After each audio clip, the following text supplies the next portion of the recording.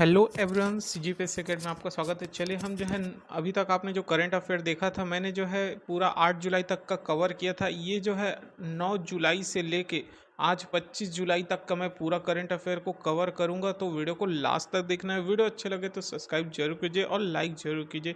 इसी तरह मोटिवेट मिलेगा तो बिल्कुल जो है सब्सक्राइबर में चैनल ग्रुप बनेगा, ताकि मैं आप जितना हो सके डेली का डेली, अभी मैं देखिए एक साथ जो छूट चुका था उसको मैं कवर कर रहा हूँ, तो मैं डेली का डेली कवर अप करने की कोशिश करूंगा, जिससे डेली का क्या हो रहा है छत्तीसगढ़ में, पूरे इंडिया में, वो आपका current affair time to time मिलेगा। और हम संडे संडे को जो पेपर दे रहे हैं एसआई का, सीजीपीएससी का, अभी तक मैं एसआई का पेपर जो है अपलोड करता था, अब धीरे धीरे सीजीपीएससी का भी आपको पेपर अपलोड करूंगा, जिससे घर बैठे जो है बहुत दूर में जो नहीं दे पाते, वो भी जो है मेरे चैनल के माध्यम से क्वेश्चन पेपर को सॉल्व कर पाएगा। अगर कोई भी गलती हो जाता है तो थोड़ा ध्यान दीजिए, अगर गलती है तो बिल्कुल कमेंट करके मुझे बताइए कि ये जो है इसका आंसर ये है। बहुत लोग जो है बताएं भी हैं, बहुत धन्यवाद आप सभी का। अगर कोई भी गलती होता है, जो आंसर की लेता है मैं उसके बारे में बताता हूँ, ये आंसर की लिया गया था। उसके अलावा भी अगर कुछ गलती हो जाता है मुझे बताने में को भी, तो प्लीज़ मुझे बताइए, ताकि उस चीज़ को मैं सुधारूंगा। ठीक है, तो चलिए स्टार्ट करते हैं पहला आज का करेंट अफेयर में। संघाई सहयोग संगठन, सी, ये अधिकतर लिखा रहता है इंग्लिश में, ऐसे लिखा रहता है SCO। ठीक है, तो संघाई सहयोग संगठन क्या चीज़ है, तो सबसे पहले पढ़ेंगे कि इसका गठन कब हुआ था। तो इसका गठन 2001 पूर्व में संघाई 5/1996 के नाम से उज्बेकिस्तान के शामिल होने के पश्चात इसका नाम परिवर्तन करके SCO रखा गया, संघाई सहयोग संगठन। ये क्या चीज़ का है? ये एक तरह का स्थायी अंतर सरकारी संगठन होता है। ठीक है, और इसका आधिकारिक भाषा, दो ही भाषा है इसकी आधिकारिक भाषा, तो यहाँ से भी एक को बन सकता है कि संघाई सहयोग, जो संघाई सहयोग की इसकी आधिकारिक भाषा क्या है, तो पहली भाषा चीनी और दूसरा रूसी।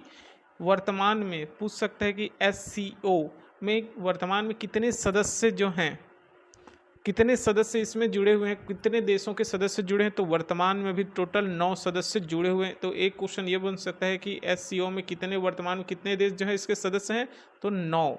और साथ ही साथ ये हो सकता है कि भारत जो है कब इसमें जुड़ा, तो भारत जो है 2017 में इसका सदस्य बना।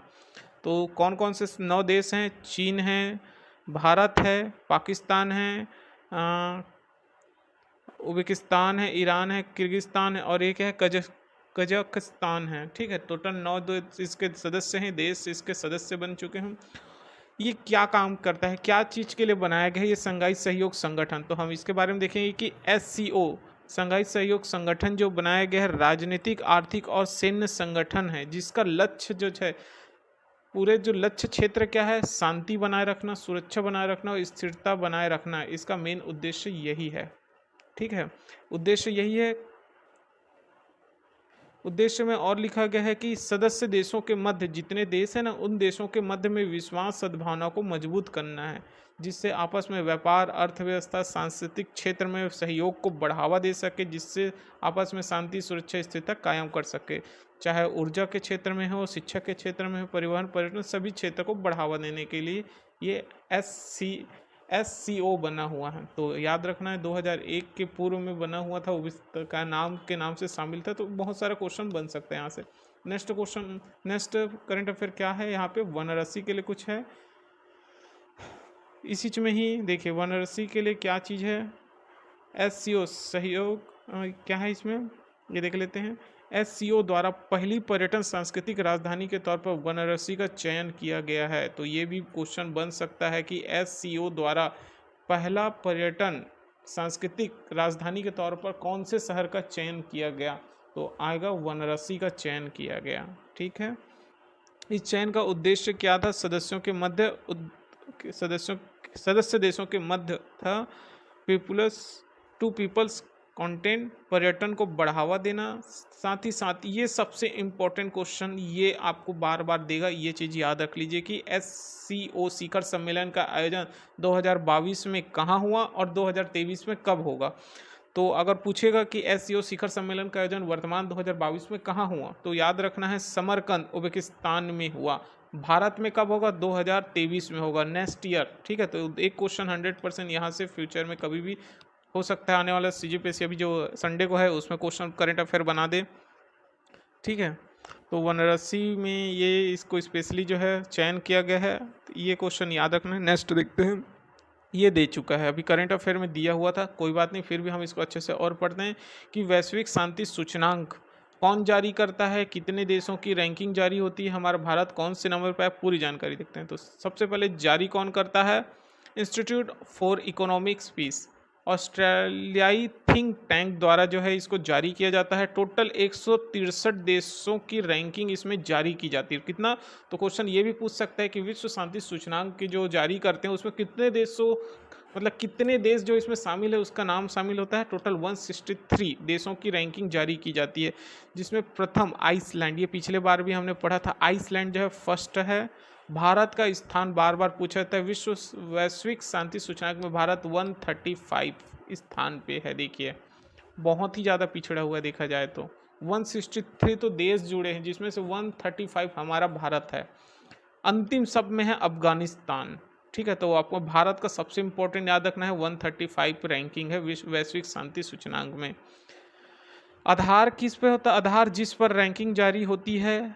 सामाजिक सुरक्षा, सुरक्षा का स्तर देखते हैं इसमें, देश में आंतरिक बाह्य संघर्षण कैसा है, और सैन्यीकरण की सीमा, ये सभी चीज को देखा जाता है वैश्विक शांति सूचकांक के लिए। नेक्स्ट देखते हैं, क्वेश्चन ये बना है, वर्मी कंपोस्ट की बिक्री पर बोनस देने की घोषणा हुई है। राज्य सरकार द्वारा जो वर्मी कंपोस्ट की जो बनाया जा रहा है खाद ना, उसकी बिक्री के लिए बोनस दे रहे हैं। कितनी प्रोत्साहन राशि देने की घोषणा की गई है, 18 करोड़ 40 लाख के तौर पर बोनस प्रदान किया जाएगा। किसे, स्व सहायता समूह के किससे दर पर, स्व सहायता समूह जो कि ₹1 केजी की दर पे जो है वो खरीदेंगे उसका, स्व सहायता समूह। सरकारी देखे, स्व सहायता समूहों को कितने पे बोनस मिलेगा, ₹1 प्रति केजी के हिसाब से जो है बिक्री होगा, और सरकारी समितियों से 10 पैसे केजी के हिसाब से। बहुत बढ़िया। अन्य में क्या है, सरकार द्वारा गोधन न्याय योजना के अंतर्गत ₹2 प्रति केजी के हिसाब से गठानों के माध्यम से गोबर का क्रय कर रहे हैं। हम गोबर को ₹2 प्रति के हिसाब से बेच रहे हैं ना, और उससे कंपोस्ट खाद बना रहे हैं, और हम उससे जो कंपोस्ट खाद बन रहा है वो हम कितने में बेचा जाएगा, उससे जब बन जाएगा तो ₹10 में बेचा जा रहा है, हम उसको ₹2 में बेच रहे हैं, और कंपोस्ट खाद तैयार कर हम उससे ₹10 में खरीदेंगे, तो वो अच्छा है। ठीक है, नेक्स्ट देखते हैं, काजू प्रसंस्करण यूनिट बस्तर का ग्रिड अवार्ड बहुत ही मोस्ट इम्पॉर्टेंट है, पूरा वर्ल्ड में अभी फेमस है। आप जो है अगर CMG के अगर फेसबुक या इंस्टाग्राम किसी में फॉलो किए होंगे तो वहाँ पे स्पेशली CM सर जी ने वीडियो डाला हुआ है, ये इसके लिए फेमस है अभी। ठीक है, ग्रिड अवार्ड मिला हुआ है, तो क्वेश्चन पूछ सकता है किस यूनिट काजू की, मतलब कि ग्रिड अवार्ड किसको मिला है, तो बस्तर को मिला है काजू प्रसंस्करण यूनिट के लिए। ठीक है, यह अवार्ड सिंगापुर, कहाँ मिलेगा, तो ये आयोजन जो हो रहा है वो सिंगापुर में हो रहा है। किसके द्वारा आयोजित, SHG वर्ल्ड समिट के दौरान प्रदान किया जाएगा। किस श्रेणी में दिया जाता है, श्रेणी में लिखा हुआ है, देखिए, संस्थाधारी विकास, गरीबी उन्मूलन और सशक्तिकरण के श्रेणी में दिया जाएगा अवार्ड। नेक्स्ट देखते हैं, फूड फेस्टिवल, छत्तीसगढ़ में फूड फेस्टिवल का भी आयोजन किया जा रहा है। आयोजनकर्ता कौन है, छत्तीसगढ़ के पर्यटन मंडल द्वारा इसको आयोजित किया जाता है फूड फेस्टिवल को। कब आरंभ होगा, 17 जुलाई से लेकर 7 अगस्त तक होटल ग्रैंड इंपीरियल में ये चालू हो चुका है। आज है हमारा 26 जुलाई, तो ये 17 जुलाई से लेकर 7 अगस्त तक फूड फेस्टिवल इसमें चल रहा है। निम्न पर्यटन स्थलों पर फेस्ट का आयोजन किया जा रहा है, जैसे चित्रकूट बस्तर पे, मैनपाट सरगुजा पे, सधोरा दादर कवर्धा पे, और कबीर चबूतरा GPM गौरेला पिंडम मरवाही में। उद्देश्य क्या है कि छत्तीसगढ़ के जो व्यंजन हैं साथ साथ अन्य राज्यों और विदेशी व्यंजनों की फूड संस्कृति से लोगों को अवगत कराना है। बहुत से ऐसे छत्तीसगढ़ियाँ हैं जिसको पता नहीं है कि यहाँ कौन कौन से बहुत अच्छे अच्छे गाँव में जो व्यंजन मिलते हैं वो इसके माध्यम से बताएंगे। सबसे इम्पोर्टेंट है ये, गौमूत्र की खरीदी किया जाएगा। करंट अफेयर में दे चुका है कि कितने रुपए जो है लीटर के हिसाब से बिकेगा, तो हम इसका डिटेल में पढ़ते हैं।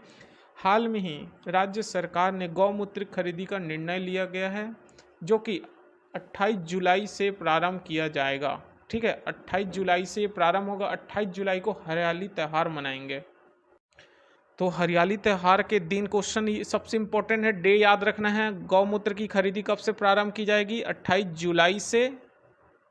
हरेली का त्यौहार, और कहाँ से इसको खरीदेंगे, तो आज ही करंट में आया है, ये पाटन क्षेत्र से प्रारंभ किया जाएगा। पाटन का क्षेत्र है वहाँ से, ठीक है। न्यूनतम 4 रुपये प्रति लीटर के हिसाब से जो है वो इसको खरीदेंगे।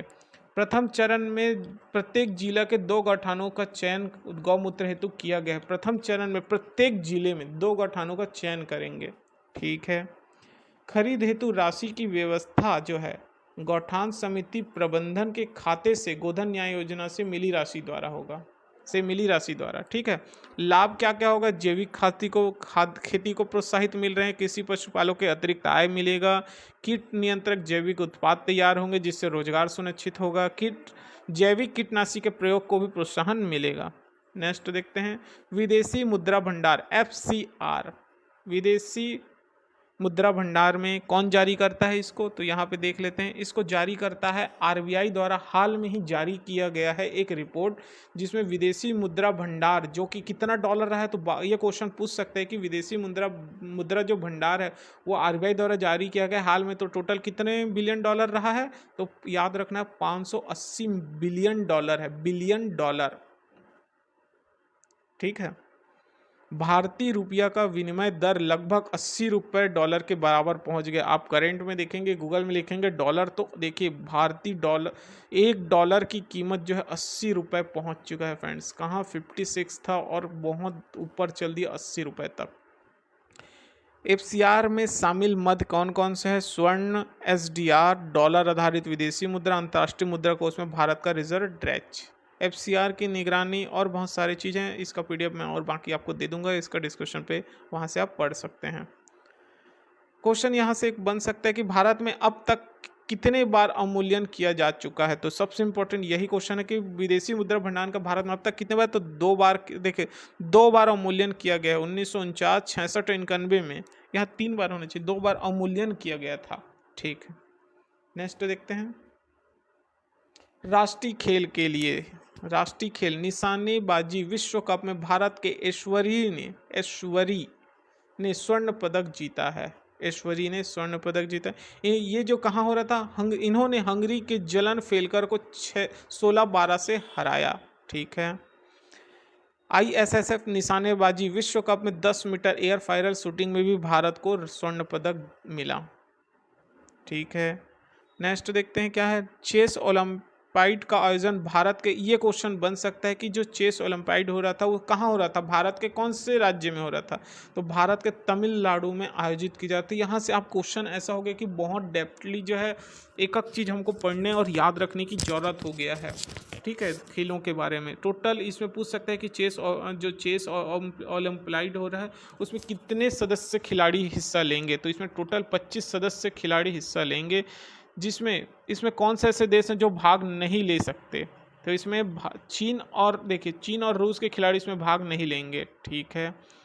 कॉमनवेल्थ, बार बार क्वेश्चन यहाँ भी कॉमनवेल्थ के बारे में आता है कि कॉमनवेल्थ गेम्स 2022 में भारत के 215 एथलीट जो है भाग लेंगे। क्वेश्चन ये भी आ सकता है कि कॉमनवेल्थ का गेम होने वाला है जो 2022 का, उसमें भारत से 215 जो एथलीट हैं वो भाग लेंगे।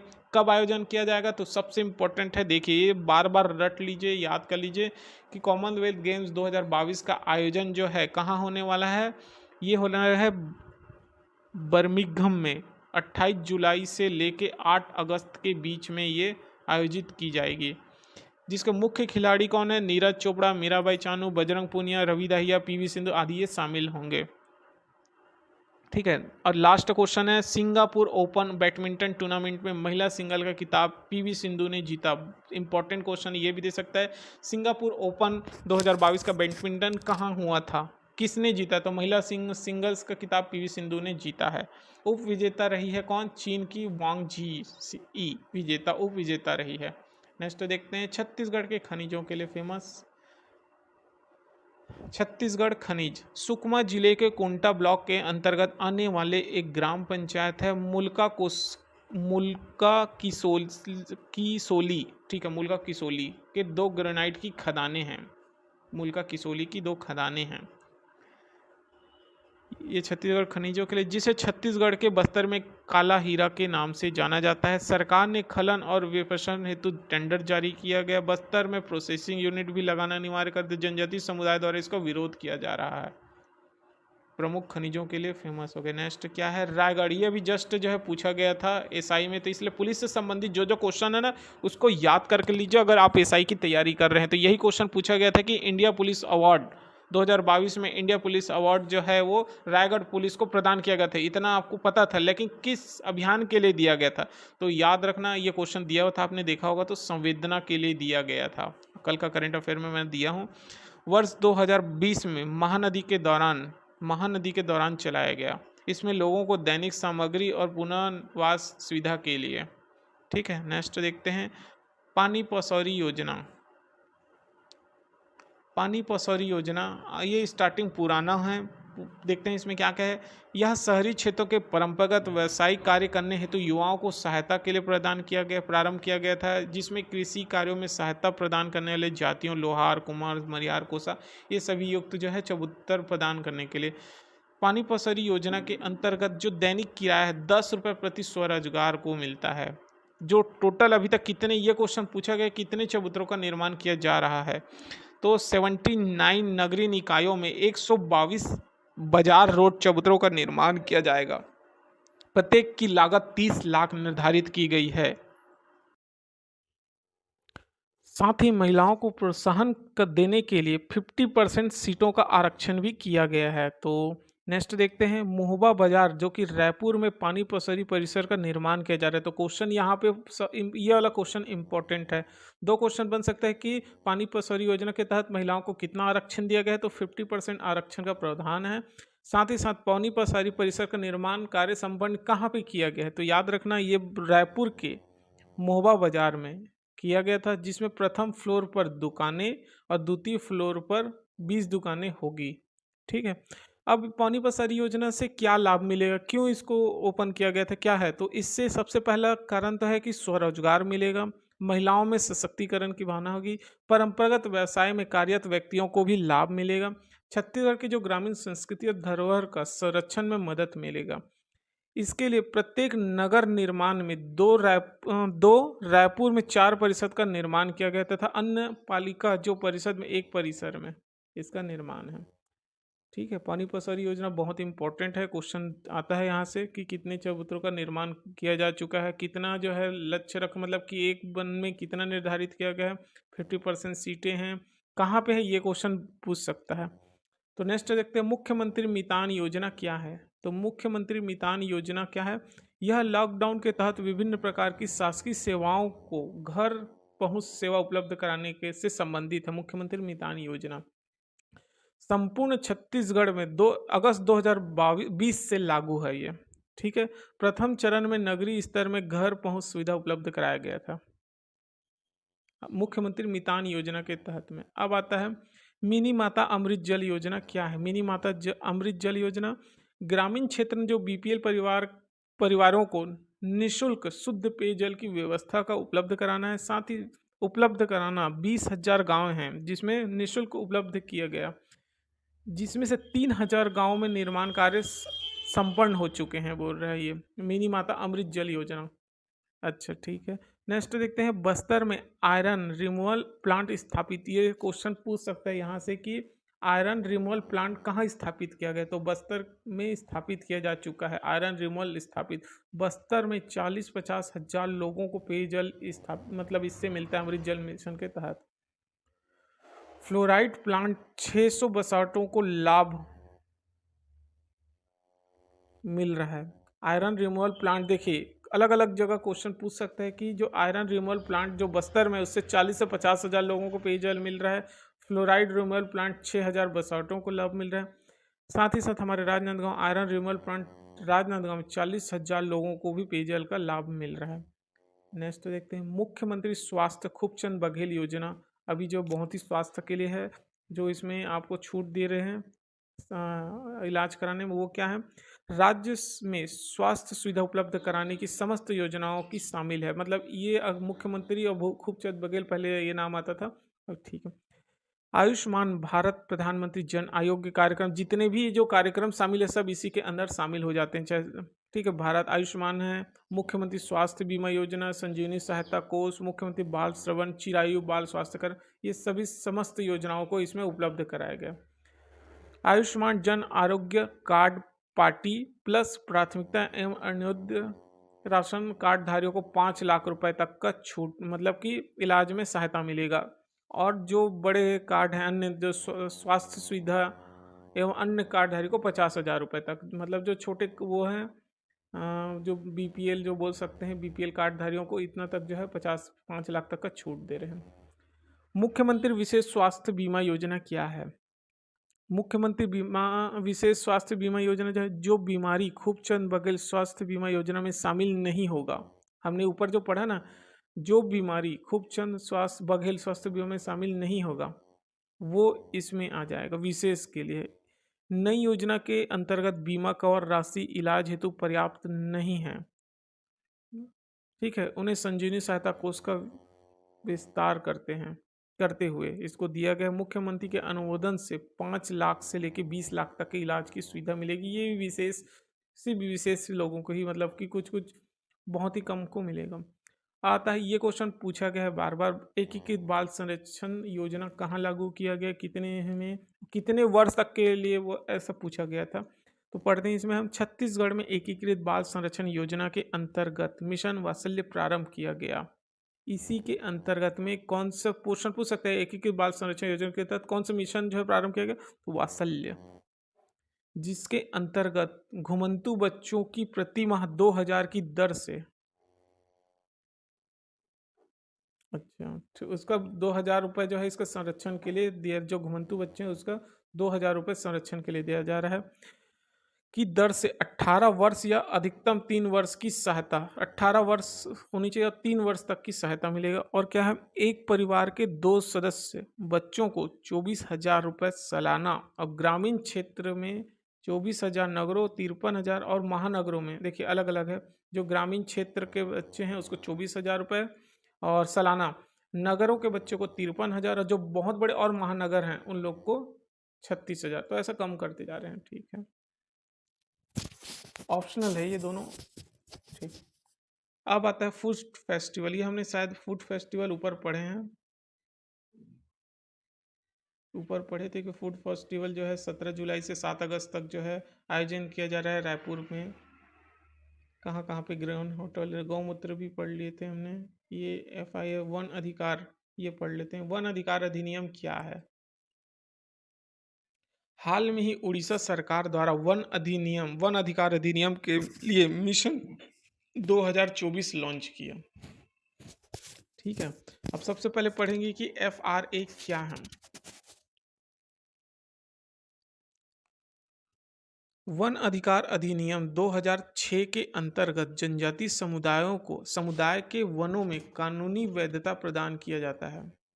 मतलब जो जनजाति समुदाय के लोगों को एक वनों में कानूनी वैधता प्रदान किया जा रहा है इस अधिकार नियम के तहत। इसके अंतर्गत 2005 से पूर्व जो 75 वर्ष से अधिक समय से वनों में जो निवास करने वाले समुदाय हैं उसको पट्टा प्रदान किया जाएगा, बोल रहे थे। देखो पहला को, इससे हम यही समझेंगे कि जो 2000, ये वन अधिकार अधिनियम 2006 याद रखना। ये भी पूछ सकता है कि वन अधिकार कौन से सन के तहत जो है इसको कानूनी अधिकार प्रदान किया जाता है, तो 2006 के। कुछ भी क्वेश्चन आजकल बनाने लग गया। 2005 से पूर्व जितने भी 75 वर्ष से जो वनों में निवास कर रहे हैं ना, उन जनजाति समुदायों को पट्टा प्रदान किया जाएगा। दूसरा पॉइंट था। थर्ड पॉइंट है, इसके क्रियान्वयन और जांच करता है तो राज्य सरकार की सहायता के लिए ग्राम सभा को अधिकृत किया गया है, ठीक है। छत्तीसगढ़ में क्या विशेष इसका है? FRA के तहत सर्वाधिक पट्टा प्रदान करने वाला राज्य बन चुका है। राज्य वन अधिकार क्या है? राज्य वन अधिकार अधिनियम के तहत सर्वाधिक पट्टा प्रदान करने वाला राज्य बन चुका है ये। राज्य में 4 लाख से अधिक व्यक्तिगत और 9,000 से अधिक सामूहिक अधिकार प्रदान भी किया है। छत्तीसगढ़ देश, क्वेश्चन ये बन सकता है, छत्तीसगढ़ देश का पहला ऐसा राज्य है जहां शहरी क्षेत्र में भी पट्टा प्रदान किया गया है। धमतरी के नगरी में पहला शहरी वन अधिकार, तो ये बहुत इंपॉर्टेंट क्वेश्चन है, यहाँ से बहुत सारा बन सकता है। छत्तीसगढ़ पूरे देश का पहला राज्य बन गया जो शहरी क्षेत्रों को भी पट्टा प्रदान किया गया है। और पहला कहाँ बोलेगा? तो धमतरी के नगरी में पहला शहरी वन अधिकार प्रदान किया गया है। अब इसने, हमने स्टार्टिंग में पढ़ा था कि उड़ीसा सरकार ने हाल में ही वन अधिकार नियम मिशन 2024 लॉन्च। क्या है 2024, ये देखते हैं। तो उड़ीसा सरकार द्वारा ये वन अधिकार जो है लॉन्च किया गया है। इसका उद्देश्य ये है कि 2024 तक सभी जनजाति समुदाय को प्रदान किया जाना है। उद्देश्य जो वन अधिकार है ना, 2024 तक जितने भी जनजाति समुदाय सभी को जो है वन अधिकार का ये जो प्रदान कर रहे हैं ना पट्टा, वो सभी को मिल जाए। इसके हेतु एक विशेष क्या है, एक क्रियान्वयन किया जा रहा है, एक विशेष एजेंसी का निर्माण करेंगे। ठीक है, ये धन्वंतरी को बहुत बार क्वेश्चन दे चुका है और आने वाले समय में भी और दे चुके हैं, देंगे ही। ठीक है, अभी तो जितना पेपर है उसमें दे चुका है कि ये जो है धन्वंतरी कितने मेडिकल स्टोर ओपन किए गए हैं, कितना और कर रहे हैं। तो सबसे पहले तो इसमें यही पढ़ते हैं कि बहुत ही कम दरों में दवाई उपलब्ध कराई जाती है। देश के प्रसिद्ध दवाई कंपनी की दवाइयों को राज्य के आमजन पर उपलब्ध कराना है। धन्वंतरी जेनरिक मेडिकल स्टोर का ये स्कीम है। इसमें राज्य के एक 169 शहरी क्षेत्रों में, याद रखना छत्तीसगढ़ राज्य के 169 शहरी क्षेत्रों में 188 धन्वंतरी स्टोर खोलने का लक्ष्य रखा गया। तो क्वेश्चन पूछ सकता है कितने धन्वंतरी स्टोर खोलने का लक्ष्य है? 188। स्टोर में 250 प्रकार की जेनरिक मेडिसिन और 27 प्रकार के शल्य चिकित्सा का भी उपकरण उपलब्ध कराना है। दवाई का मूल्य में 50 से 70% की छूट देती है, सच है, इसमें बहुत ज़्यादा छूट मिलता है। वर्तमान अभी स्थिति में कितने जो लाभार्थी हैं, मतलब कि जो इसका लाभ ले चुके हैं, तो ये क्वेश्चन पूछ सकता है, ये इंपॉर्टेंट है। वर्तमान स्थिति में 70.92 लाख लोग जो है इसका लाभ ले चुके हैं, जिसकी कुल लागत 18 करोड़ रुपए है। ठीक है, तो यहाँ से क्वेश्चन आता ही है। ये क्वेश्चन को भी जस्ट अभी करंट अफेयर में हमने देखा था कि सीधा सीधा पूछा गया था कि इसकी स्थापना, विडम्बलन की स्थापना जो है कब की गई थी। तो ये आपको क्या है, यूपीएससी का पैटर्न बना के दिया जाता है। तो क्वेश्चन इसमें और क्या है, एलेना राइकीना ने वर्ष 2022 का महिला खिताब जीता। ठीक है, यह कहाँ संपन्न हुआ, ये अब इसके बारे में पढ़ेंगे कि यह कजाकिस्तान की अंतर्राष्ट्रीय टेनिस खिलाड़ी है। उप विजेता ओस जेबुर को 3 सेटों से पराजित किया। अच्छा, ये क्या चीज़ है वो भी पूछा जाता है। ये एक टेनिस प्रतियोगिता है, 1877 में प्रारंभ किया गया था। 1877 में प्रारंभ किया गया था। तो क्वेश्चन यही दिया था यूपीएससी पैटर्न बना के, फर्स्ट पॉइंट के इसका प्रारंभ इनमें से कौन सा नहीं है, गलत है करके पूछ दिया था। तो 1877 में प्रारंभ किया गया था। क्या इसे जो है हार्ड कोर्ट में खेलते हैं, ग्रास कोर्ट में खेलते हैं, ऐसा ऐसा कुछ उसने हार्ड कोर्ट लिख दिया था। तो ये ग्रास कोर्ट में खेला जाता है। इसका आयोजन जो है प्रतिवर्ष जून जुलाई में किया जाता है। सभी टेनिस प्रतियोगिताओं से अधिक धनराशि, अच्छा जितने भी होते हैं सबसे अधिक धनराशि इसी में ही प्रदान किया जाता है। नेक्स्ट देखते हैं मनरेगा। क्या है मनरेगा में? मनरेगा कार्यों के अंतर्गत अब गांव में बायोगैस संयंत्र की स्थापना को भी, मतलब बायोगैस संयंत्र की स्थापना भी शामिल कर रहे हैं मनरेगा के तहत में। इसके लिए कुछ संशोधन किया गया है। केंद्रीय ग्रामीण विकास मंत्रालय द्वारा राजपत्र में प्रकाशित किया। निजी भूमि पर बनने वाले बायोगैस संयंत्र की संपूर्ण लागत को शामिल किया जाएगा। ठीक है, सामुदायिक हेतु स्थापित संयंत्रों में लेबर वर्ग को मनरेगा में शामिल किया गया है, मनरेगा कार्यों में शामिल किया गया। ठीक है, मनरेगा में क्या क्या काम है, यहाँ से क्वेश्चन पूछा जाता है कि मनरेगा के तहत कितने दिनों का रोजगार उपलब्ध कराना है। तो 100 दिनों तक रोजगार उपलब्ध कराना रहता है। साथ ही साथ कार्य की अनुपलब्धता, जैसे अभी जो है मनरेगा के जितने कर्मचारी जो है क्या थे, अभी हड़ताल पे बैठ गए, तो उस ऐसी सिचुएशन में बेरोजगारी भत्ता देने का भी प्रावधान होता है अगर आप उसको रोजगार उपलब्ध नहीं करा पा रहे हो तो। रोजगार हेतु आपको पंजीयन 15 दिनों के भीतर तक रोजगार न मिलने पर मजदूरी दर का 1/4 भत्ता, देखिए आपको पंजीयन से 15 दिन के भीतर तक आपको रोजगार देना जरूरी है। अगर आप जो है रोजगार नहीं देते तो उसका 1/4 भत्ता देना पड़ता है। यदि 30 दिनों तक नहीं मिलता तो मजदूरी दर की आधी बेरोजगारी भत्ता प्रदान किया जाएगा। देखिए, ठीक है, वर्तमान स्थिति में अगर हम देखें तो छत्तीसगढ़, पश्चिम बंगाल, उड़ीसा जैसे राज्य सर्वश्रेष्ठ प्रदान करने वाले राज्य बन चुके हैं। केंद्रीय बजट में धनराशि का प्रतिवर्ष आवंटन होता है, पैसा यहाँ पे मिलता है। इसमें 49% हितग्राही महिलाएं हैं, फीमेल हैं। देखिए, इसमें मनरेगा में काम करने वालों में अभी सबसे करंट में चल रहा है राष्ट्रपति चुनाव। कैसे चुनाव होता है, क्या क्या होता है, वो पूरा इसमें हम कवर कर लेंगे। क्वेश्चन इसका भी बना चुका है। ठीक है, 18 जुलाई को राष्ट्रपति चुनाव में यही क्वेश्चन दिया गया था कि राष्ट्रपति का चुनाव आपको याद रखना है राष्ट्रपति चुनाव कब किया जाएगा, मतलब कि कब मतदान होगा। तो 18 जुलाई को इसका मतदान हुआ और 21 जुलाई को मतगणना किया गया। तो 2 क्वेश्चन यहाँ से बन सकता है। 24 जुलाई को रामनाथ कोविंद का कार्यकाल समाप्त हो रहा है, तब तक जो है मतदान भी होगा, मतगणना भी हो जाएगा, जो है अब पदभार ग्रहण भी हो चुका है। ठीक। कैसे इसका चुनाव किया जाता है? अनुपातिक प्रतिनिधि के अनुसार एकल मत अनुक्रमिक पद्धति द्वारा गुप्त मतदान के माध्यम से इसका चुनाव होता है। अगर आपने कॉन्स्टिट्यूशन पढ़ा होगा तो फर्स्ट में ही राष्ट्रपति चुनाव के बारे में बताते हैं। राष्ट्रपति के निर्वाचन में विभिन्न राज्यों के प्रतिनिधित्व समान रूप से हो, साथ ही राज्यों और संघ के मध्य समानता प्राप्त हो। एक विधेयक का मत मूल्य भी क्या होता है? राज्य की कुल जनसंख्या, राज्य विधानसभा को निर्वाचित कुल सदस्य, राज्य की कुल जनसंख्या, राज्य के विधानसभा को निर्वाचित कुल सदस्य, इसका एक मत मूल्य होता है। इसके मतदाता कौन कौन होते हैं? जो लोकसभा में निर्वाचित सदस्य होकर आते हैं, राज्यसभा के निर्वाचित सदस्य होते हैं, विधानसभा के निर्वाचित सदस्य, लोकसभा, राज्यसभा, विधानसभा और दिल्ली पुदुचेरी के विधानसभा के निर्वाचित सदस्य ही इसमें मतदाता कर सकते हैं, मतदान कर सकते हैं। विवाद क्या हुआ था?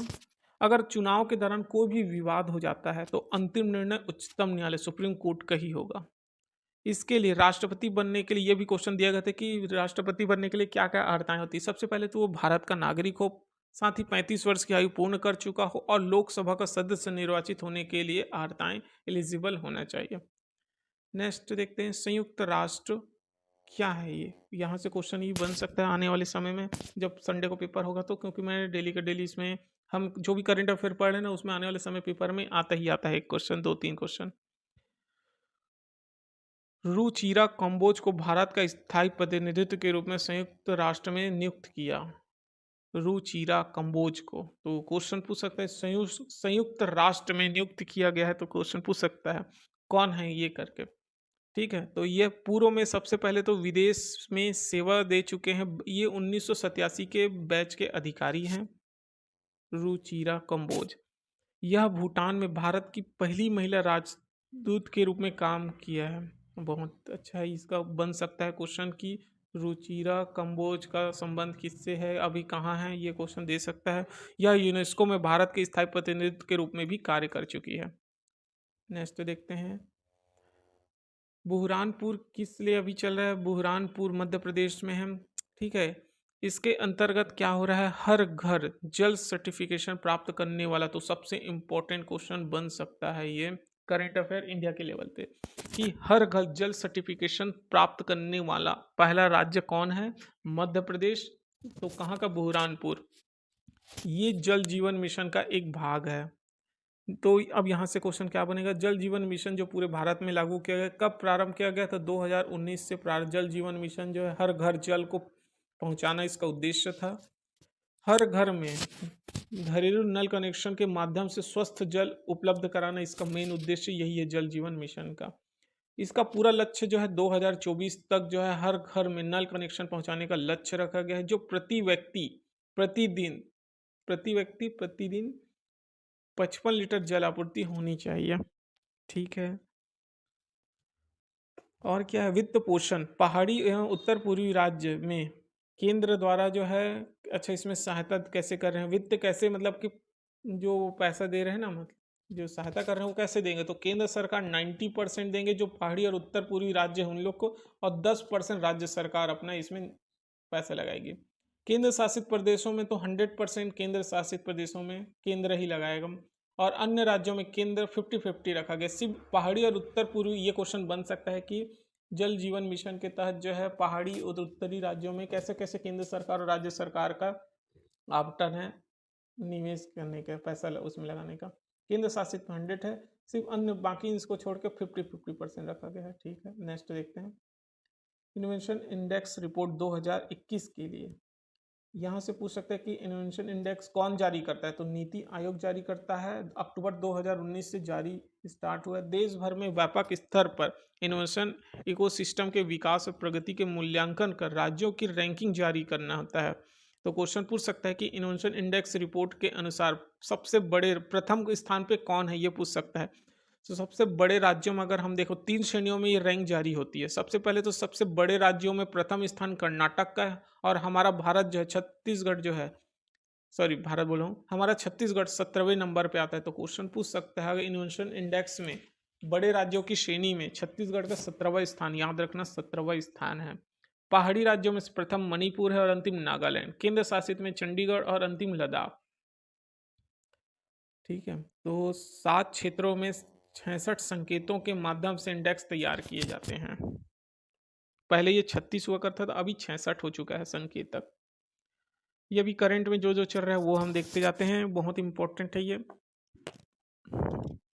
मैं डेली का डेली करंट अफेयर लाने का ट्राई करूंगा डेली, जिससे आपको सुबह उठते ही 6 बजे तक आपको करंट अफेयर डेली का पढ़ने के लिए मिल जाएगा। पैरा शूटिंग विश्व कप कहाँ आयोजित किया गया? भारत को कितने स्वर्ण पदक मिले? किसने अपने नाम किया? ये इसमें देखते हैं। म्यूनिक, इसका पैरा शूटिंग विश्व कप का आयोजन जो है म्यूनिक में किया गया। भारत को 6 स्वर्ण, 3 रजक और 1 कांस्य सहित कुल टोटल 10 पदक जीते हैं। टोटल क्वेश्चन पूछ सकते हैं कि पैरा शूटिंग जो विश्व कप हुआ था उसमें भारत को टोटल 10 पदक मिले हैं, जिसमें से गोल्ड में मिला है 6, 3 और 1, देखिए स्वर्ण, 3 रजत और 1 कांस्य, तो ऐसे मिलकर टोटल 10 मिले हैं। सिंह राज अरधाना ने 2 स्वर्ण अपने नाम किया, तो नाम ये याद रखना है। किसने जो है 2 गोल्ड अपने नाम किया, तो ये पूछ सकता है, सिंध राज अरधाना ने। अभी अभी जो है रविंद्र चौबे का जो है नया पदभार मिला है। रविंद्र चौबे जो कि हमारे पंचायती विभाग के मंत्री, अभी इसको जो है ग्रामीण, पहले कृषि मंत्री हैं और बहुत सारे इसके पास विभाग था, तो अभी अभी ग्रामीण विकास मंत्रालय सिंह देव द्वारा जो है पदभार को जो है हटा दिया था, उसने इस्तीफा दिया था, तो नया जो ग्रहण किए हैं तो पंचायत विभाग के मंत्री बनाए गए हैं रविंद्र चौबे जी को। इस विभाग की जिम्मेदारी मंत्री टी सिंहदेव ने अपने हाथों में थी, मतलब टी सिंहदेव के हाथों में थी, तो इन्होंने जो इस्तीफा दिया तो नया पदभार ग्रहण रविंद्र चौबे जी ने किया। तो ये क्वेश्चन ये बन सकता है। मोबाइल वेटनरी यूनिट राज्य सरकार द्वारा विधानसभा में घोषणा किया गया है, इसके लिए सड़क दुर्घटनाओं में घायल मनुष्य के उपचार के लिए। तो क्वेश्चन पूछ सकता है कि मोबाइल यूनिट का मतलब ऑप्शन तीनों बना के दे देगा। ये किसके लिए बनाया गया, तो घायल मनुष्य के उपचार हेतु है। इसके लिए 163 वेनेटरी वैन की व्यवस्था की जाएगी। बिजली बिल, ये क्वेश्चन पूछा गया है, बिजली बिल ये भी सीजीपीएससी और एसआई के क्वेश्चन में दे चुका है कि ये कब से प्रारंभ किया गया, तो बिजली बिल हाफ योजना जो है छत्तीसगढ़ में जो सरकार आने के बाद में 2019 में प्रारंभ किया गया। 2018 में चुनाव जीता, 2019 से प्रारंभ किया गया। इसमें जब 400 यूनिट तक की छूट है, उस अगर 400 यूनिट तक है तो आपको 50% बिल में छूट मिलता है। ये देखिए बिजली बिल में 50% की छूट जब 400 यूनिट तक, जैसे ही 400 यूनिट पार होगा तो आपको छूट नहीं मिलेगा। इसका लाभ नियमित रूप से भुगतान करने वाले लाभार्थी, ताकि भुगतान हेतु लोगों को प्रोत्साहित किया जा सके। अब इस योजना का लाभ गौठानों में विकसित किए जा रहे हैं, औद्योगिक पार्क में लगने वाले यूनिटों को भी दिया जा रहा है। तो चलिए करंट अफेयर आज का ये जो है इतना यहीं पे एंड करते हैं। तो जो है अगर इस पीडीएफ को पाना चाहता है तो जल्दी से सीजीपीएससी के एकेडमी मैंने टेलीग्राम पे बनाया है, तो बिल्कुल वहाँ पे जाके ये पीडीएफ को आप जो है ले सकते हैं।